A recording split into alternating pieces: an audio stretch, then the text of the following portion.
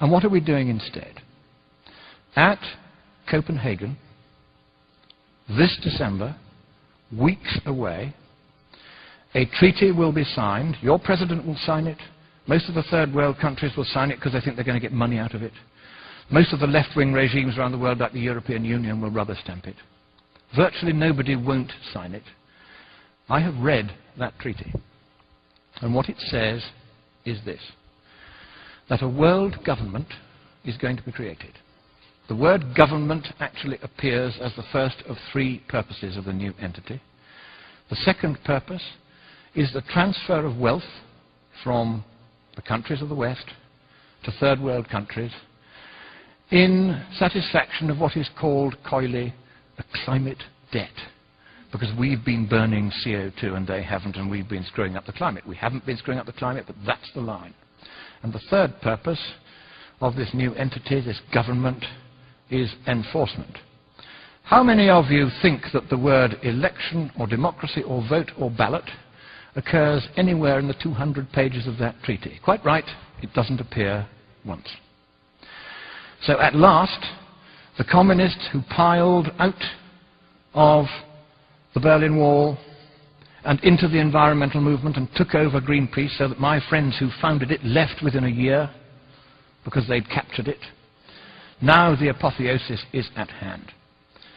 They are about to impose a communist world government on the world. You have a president who has very strong sympathies with that point of view. He's going to sign. He'll sign anything. He's a Nobel Peace Laureate. Of course he'll sign it. And the trouble is this. If that treaty is signed, your constitution says that it takes precedence over your constitution.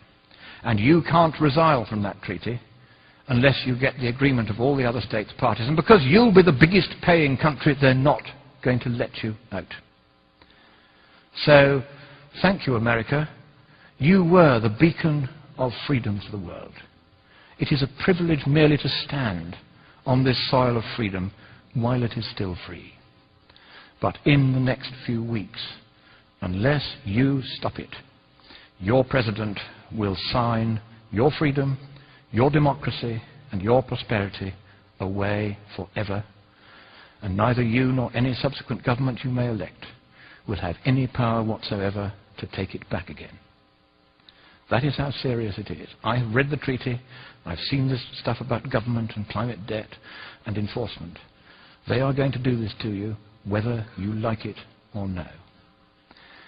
But I think it is here in your great nation, which I so love and I so admire. It is here that perhaps at this 11th hour, at the 59th minute and the 59th second, you will rise up and you will stop your president from signing that dreadful treaty, that purposeless treaty, for there is no problem with the climate, and even if there were, economically speaking, there's nothing we can do about it.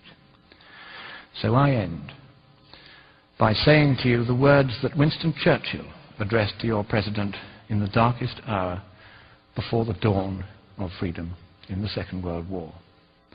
He quoted from your great poet Longfellow.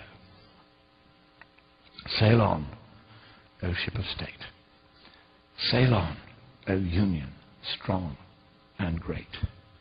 Humanity, with all its fears, with all the hopes of future years, is hanging breathless on thy fate.